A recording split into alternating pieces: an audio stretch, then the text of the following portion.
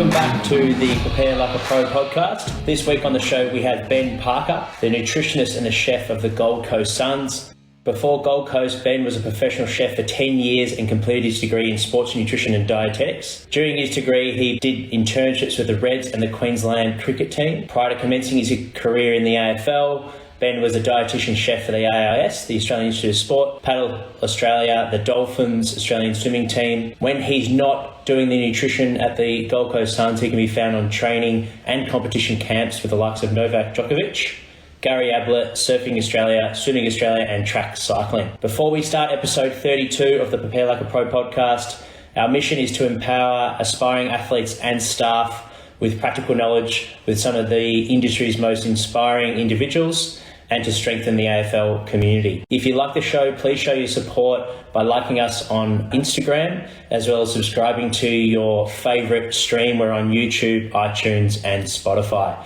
So bear with me, guys. I'm just going to invite Ben to join us for this live chat. If you've got a question for Ben as well, remember you can post your question by hitting the question button at the bottom of your screen. There he is. How you going, mate? Good. How about yourself? Good to see you again. Going really well. Good to see you as well, mate. You're in a beautiful spot. I'm just quarantined. Of course. Yeah, quarantining in northern New South Wales, waiting for the Queensland border to reopen. Right, okay. Is there any news on that? Sorry, I'm a little bit out of the loop. Yeah, so it's reopening to Victoria on from Saturday, from tomorrow night. Fantastic. So you've done your stint. Oh, it looks like you've done well there. It's not a bad place to quarantine by the looks of it. Yeah, definitely better than being locked in a hotel room in Brisbane summer. Yeah, absolutely. And I think I saw you, it was a couple of days before the Open, mate. A successful campaign again for Djokovic and the whole team. Well done. Great result. Yeah, thanks. Fantastic. Everyone was absolutely stoked, as you can imagine. So, yeah, great result. Fantastic, mate. We'll get stuck into the questions. Let's start back at the beginning, mate. What age did you recognise you had a passion for nutrition and being a chef? Yeah, I think I was always interested in food as a young kid. I used to read the nutrition labels on the back of packets and try and work out what all the numbers and all the words meant. So I've always had that curiosity, and I was always into food and cooking. Yeah, so I went on to do a chefing apprenticeship out of school. And while I was working as a chef, I was always interested in like the science and the chemistry of what was going on with the food and how that worked. Yeah, so, and at the same time, I was getting interested in training myself and changing body composition and sports and stuff like that. And I had a feeling that like nutrition was a major part of it. And having experience and knowledge of food, it just seemed like a natural thing to go and study nutrition. Yeah, absolutely. Yeah. So, I went up to did a degree in nutrition and dietetics at the University of the Sunshine Coast, which, I was very fortunate up there. There were some really good lecturers. One in particular, Gary Slater, who a lot of people in the nutrition world will know quite well, but he's involved in a lot of elite sports and the AIS. Mm-hmm. And so with him being there, he sort of like, there was a lot of opportunities came up through the uni to do research projects and do extracurricular things and work with sports teams. And I was always put my hand up to, yep, I'll do that. Always first in line to go after class, on uni holidays, in the break, do what I could and put myself out there to get involved in those extracurricular activities. And so through that, I got to get some pretty good experience with some high level sports nutrition research, got to work with some sporting teams. So, and basically I think the contacts that I met through doing those extra things and putting myself out there and sacrificing my free time as a student, that's ultimately what led me to the opportunities that I got to work in elite sport as a graduated dietitian. Yeah, fantastic. Yeah, you got to put yourself out there. It definitely seems a trend amongst the guests I've had on this podcast, hard workers from the very beginning, when the student days. Was that an intention of yours when you coming from, you would have worked long hours, I imagine, as a professional chef? So did you sort of transfer that mindset to when you used to decide to study naturally too as well? No, I think it was more of a learned thing. I think, yeah, definitely. I don't think anyone just grows up as a hard worker, but definitely through doing a chefing apprenticeship, you get absolutely reamed, and 12-hour days are nothing unusual. So I definitely wasn't shy of hard work by the time I got to uni. But I think having already had that career as well and being a mature age student too, I was sort of really wanted to get something out of it and wanted to get value out of study. So I wasn't just kind of going through the motions. I had that intention. Yeah, absolutely. Yeah, I was the same. I went on a little bit later and I found the same experience because there was a clear purpose and a career in mind when doing the degree, you have an intention and you want to get involved in, like you said, the extracurricular activities, and that's where you get almost a lot of the development in a lot of ways, don't you? It's doing the extras. Absolutely, and I'm sure you wouldn't have got to where you got to and working at Hawthorn so early in your career had you not have put yourself out there and done that. And so you mentioned Gary Slater with the Australian Institute of Sport. Was that a connection? You may have mentioned it, but was that a AIS? Is there an affiliation with the uni that you were at, or did you have to go out and make that connection with Gary? So he brought opportunities to the uni. Yep. And then obviously having done opportunities with him, then that kind of snowballed, meeting other high-level sports nutrition professionals through that. And then, just one thing kind of leads to another. Gotcha. But he, I guess, opened the doors at first, and then I sort of like grabbed the ball and ran with it. Yeah, fantastic. And you mentioned you had a passion as well for self-experimenting with your own training. I know you've done some body sculpting, triathlons, boxing, so you've definitely dabbled with lots of different modalities. Was that for your own self journey, or were you doing that knowing that you wanted to work with elite athletes and you thought you would practice it on yourself first? Yeah, definitely. So, jack of many trades and absolutely a master of none at all. Good way to be for a practitioner. Yeah, exactly. Those that can't do teach, right? So, but no, I definitely had that view of like, experiment on myself, and having had that, you can't relate to an athlete unless you've been through it yourself. So I think doing that, I did amateur bodybuilding, like natural bodybuilding early on in uni, and that's obviously all to do with diet manipulation. I tried all sorts of different things and all sorts of different strategies, and that was just a big experimentation. I never had any ambitions to be a great natural bodybuilder or anything. It was for the experimentation purposes. And then moving on to doing triathlon, same thing. I was just trying to implement the nutrition strategies I've been learning about at uni, seeing what works, seeing what it was like, and I learned heaps of valuable lessons through going through that. So you're a practitioner working with the Gold Coast Suns with the boys. For those that are listening that might be developing footballers, what would be if they want to gain muscle mass, which I imagine when you were doing body sculpting, there would have been a phase you were doing that, and then there would be a phase where you're trying to get lean and drop body fat, which same with footballers, they may have a goal to do that as well, dropping body fat. What would be some common tips and tricks that you give developing footballers to apply into their nutrition? Yeah. So obviously I think mostly for AFL, most guys want to maximise lean mass and essentially minimize the excess fat mass. That's pretty much everyone is doing that in some capacity. Some are going to be more going harder on the paint than others and more motivated. But certainly I think for virtually everyone, that's what we're trying to achieve. Yeah. So when it comes to muscle mass, I mean, really we're talking about protein and optimizing your protein intake.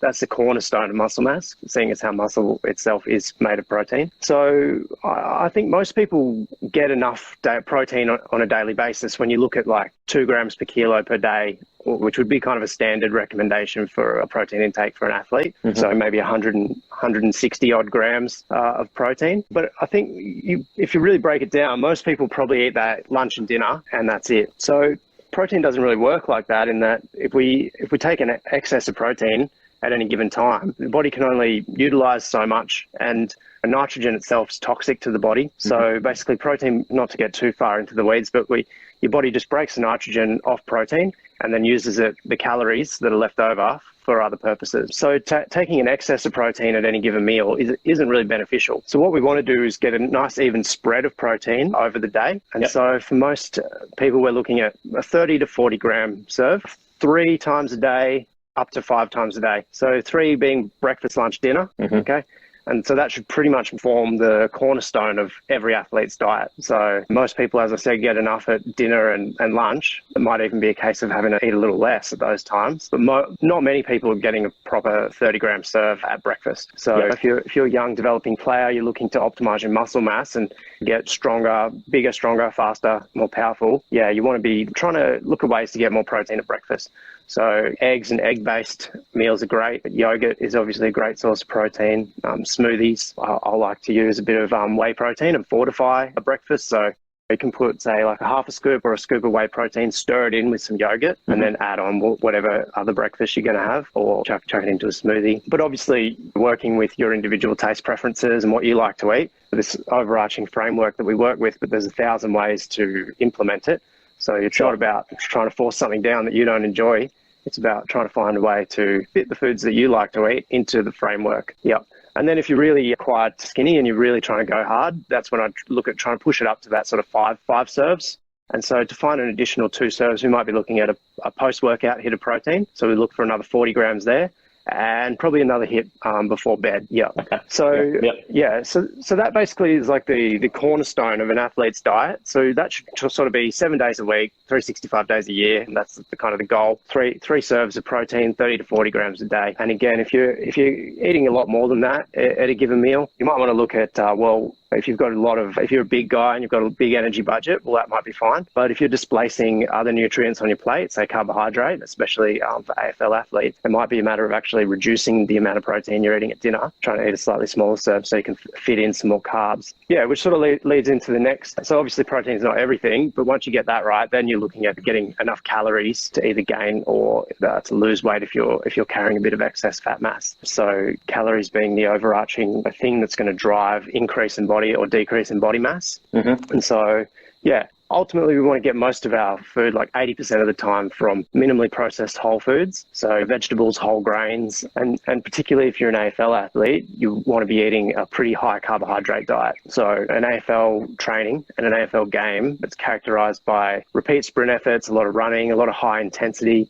And for that sort of activity, we're burning carbohydrates as a primary fuel source. So making sure we're fueled up enough to get the most out of training is going to mean we're going to be eating quite a lot of carbohydrate in most cases. And why is the quality, you mentioned making sure you're getting your fuel from real food. Why is that benefit, or what are some of the benefits compared to someone that gets, if you're eating 1,500 calories from real food and yet someone else, another athlete's eating 1,500 calories from packaged processed foods, what would be some of the benefits for someone that changed from processed to eating real foods? Yeah. So, I mean, the way I see it is there's 3 major facets of nutrition, and that would be optimizing body composition, as we've spoke about a little bit already, fueling and recovery, and then like a big umbrella over all that is health and well-being. And so if you're not eating mostly whole, minimally processed foods, you're not going to be getting enough fiber, for one thing, and the range of micronutrients that your body needs to function optimally. I know myself and most of the athletes that I've worked with, you feel a lot better when you eat good food. You feel better about yourself, your body functions better, and you perform better as a result of that. And on top of that, you want to not just be a great footballer for 10 years,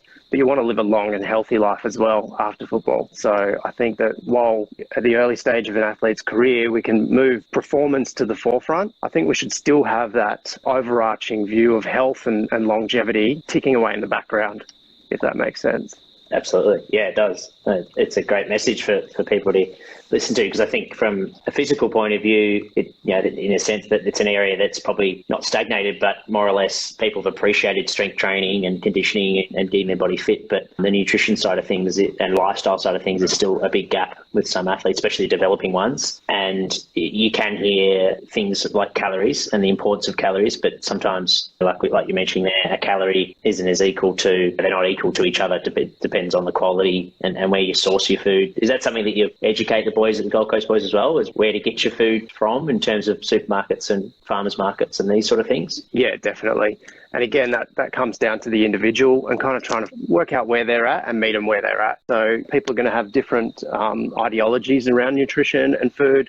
People are going to value it differently. People have got different backgrounds, upbringings, different types of foods they like, different levels of cooking experience, levels of shopping experience. So being a dietitian, you've got to look at all those things and basically try and tease out where each individual's at, and then kind of give them what you think is going to be the biggest stick things that we can to change. If someone that's already really proficient in the kitchen, I'm probably not going to harp on too much about recipes and stuff like that. Whereas someone that's had mum and dad cook every meal for them and never been to the supermarket, well, we might be talking about specifically what aisle to find things in, what to buy, what to look like, what brands. So again, it's zooming in, zooming out. Yeah, finding that level of detail based on what different athletes need. Fantastic. Oh, that's really good. Thank you for sharing practical things that people can take away and apply. So the importance of breakfast and spreading your protein over the day. Now, you mentioned for the guys that really need to gain critical mass a bit more, the skinny players, both men and women, getting in a protein hit before bed. Why is that important, and what would be an example of a meal to have before bed or before sleep? Yeah, so obviously sleep's where we recover.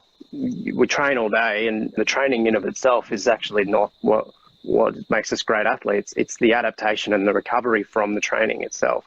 The training breaks our body down, And it's when we rest and sleep that our body's rebuilding, building us up a little bit bigger, a little bit stronger, forming new neurons and doing all that great stuff. It gets us a little bit better each day. So optimizing your recovery is critical. And basically, you're trying to breaking down your muscle. You want to build that back up overnight while you're sleeping. And so giving yourself the substrate that you need, which is protein, right before you go to bed, flicks you into anabolism. And so you're building up muscle and just giving you that little extra boost.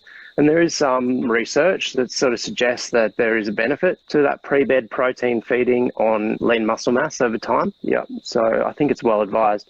So in terms of the sorts of meals you can eat, again, that comes down to personal preference. It's not actually easy to find a protein meal right before bed. So we do a lot of creative things. So smoothies, obviously a great option. It's easy. You can do some, whatever your favorite smoothie is, a scoop of protein and you're set. Or another one I do is, so instead of like a smoothie, you do like almost like an acai bowl, but just with really any frozen fruit. If you blend it up with not a lot of liquid, it makes almost like a ice cream, or it's called, if you Google it, it's called nice cream online. Yeah.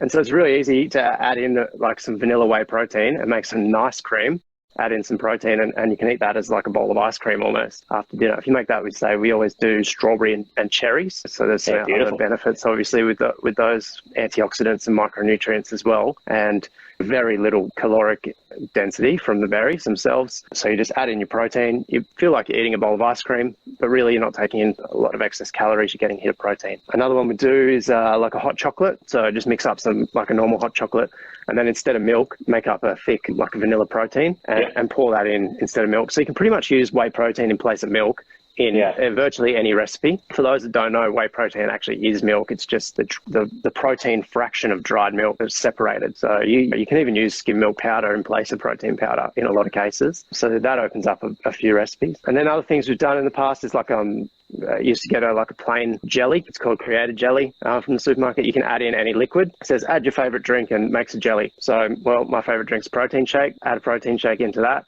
and set it, and you get these cool little protein puddings. So yeah, I don't know, there's a few ideas. There's obviously 100 things you could do there. So again, it's trying to find what you like and not trying to force something down that you're not into, but trying to find something that you're going to actually look forward to eating. And for those maybe mature-based athletes or athletes that are in a good spot with their body composition and they're focusing more on nutrition for recovery and performance, not looking to make body composition change, does your advice differ, and what does that look like? What are some of your conversations or tips for people that are in that space? Yeah. So in actual fact, I think when it comes to protein, I think that basically that foundation, it's not going to be an excessive amount of protein. It's going to be what I would call an optimal amount of protein. And unless you're actively trying to lose lean mass, which is pretty rare, there's not very many cases where it's going to be beneficial to actually try and actively lose lean mass. You pretty much want to optimize your protein. And so then basically what we do is, based on whether you're trying to gain or lose a bit, then you're adjusting the other nutrients around that. So in terms of, we spoke a little bit about eating lots of carbohydrate to fuel up for sessions. And so the framework I pretty much use is we think of protein as that kind of like cornerstone.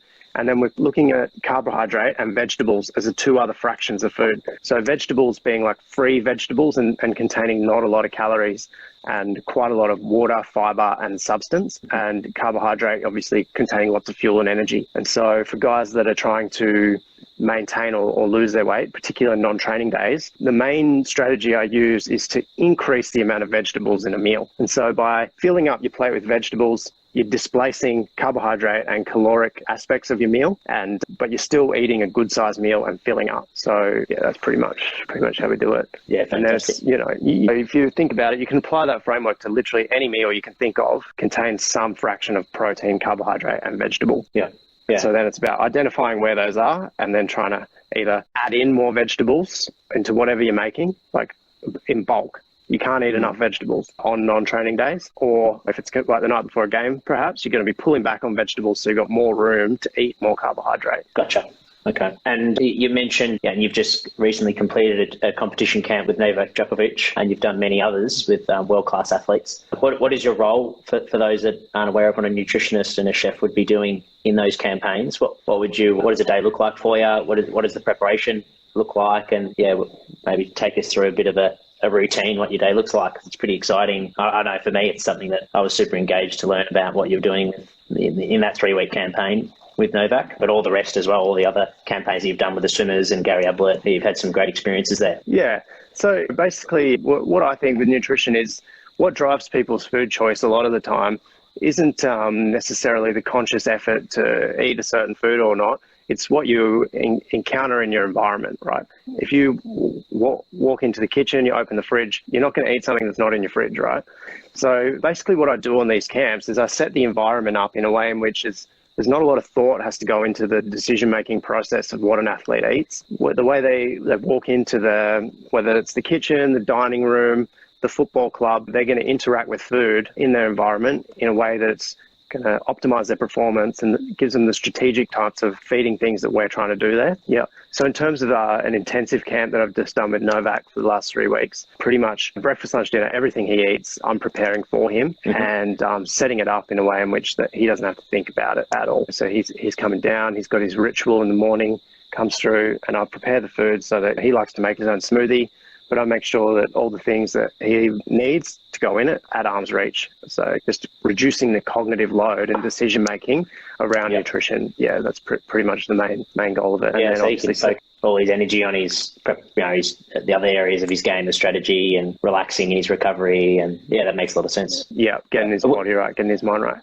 And do you work closely with whoever looks after his training loads? Like, is that something that you guys you're connected with, and you'll change the upcoming meal due to the session that he's just had? Yeah, no, not really, because obviously I'm only sort of a fly-in for that particular camp, and they've got their own system. Yeah, but on the other hand, his training load doesn't vary a great deal in competition. He trains every day, and it's a light session, and then he competes it on other days. And obviously, eating around competition, so that varies a lot.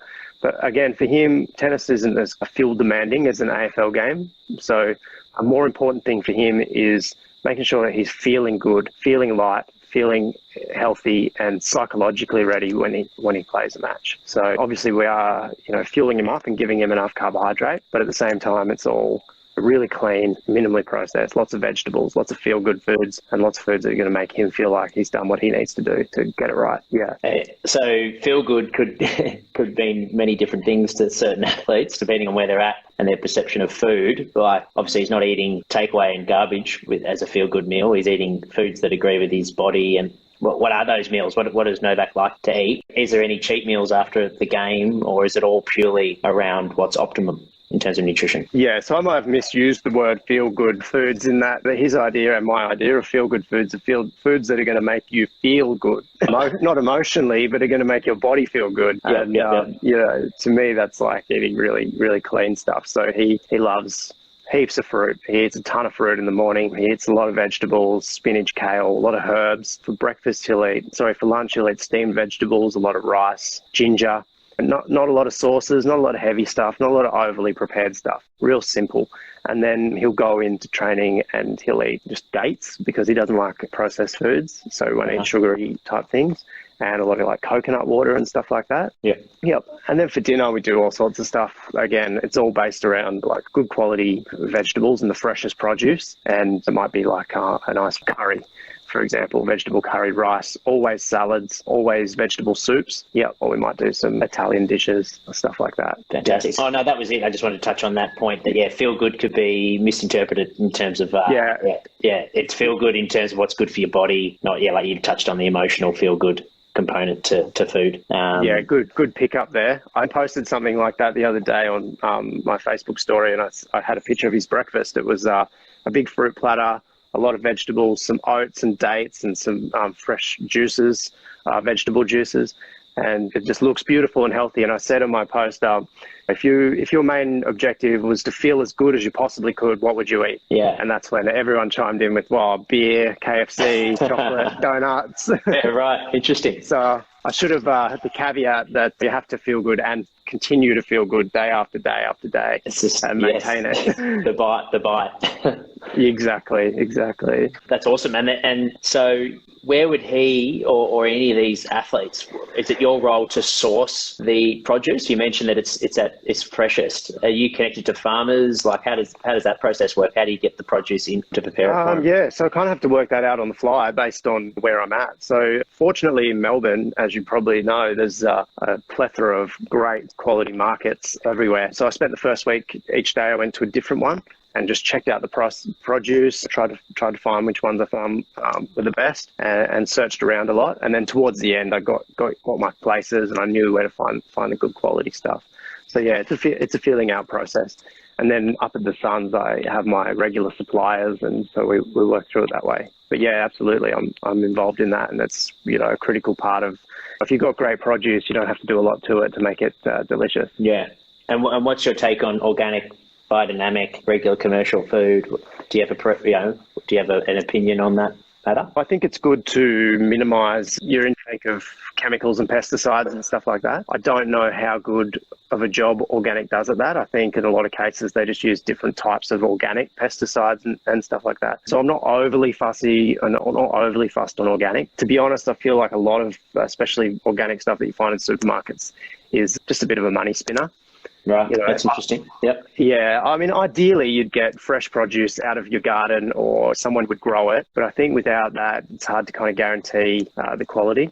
And I think that fruits and vegetables are so healthy that even just standard stuff, you should never avoid it just because it's not organic. Or what you should do is wash it thoroughly. So a great saying I always think of from Michael Greger is the solution to pollution is dilution. So you've got some pesticides on your vegetables, no doubt. I wouldn't eat that straight off the shelf. Definitely wash it in a big tub of water and soak it and give it a good rub, let it dry out. And I think that's going to, in most cases, minimize your exposure to those sort of chemicals. And as we know, that it's dose that makes the poison when it comes to poisons. Yes. Overall, eat plenty of vegetables, eat plenty of fruits, and when you can, grow your own or go to local farmers markets and locally sourced foods. Don't get too caught up in organic and non-organic sort of food when it comes to veggies and fruits. Absolutely. Any vegetable is better than no vegetable. That's really my feeling, yeah. Yeah, love it. Okay, we're getting close to sort of the end now. You've worked with people in the world-class level, as well as obviously looking after the Gold Coast boys, where you're nutritionists, but also you prepare their meals. Like you said, you set up their environment for success, the footy club. What are some things that you've learnt from these athletes that when a new player is drafted to the club, or if you're working at a camp with young developing players or even older guys that maybe haven't spent energy on nutrition, what are some big bang for buck sort of knowledge points to start with when it comes to the important things and the basics? Yeah, so I think in my experience, the best athletes adopt the athlete lifestyle. It's not enough to just go to training and do your training and expect that you're going to compete at the highest possible level and that you're going to be the best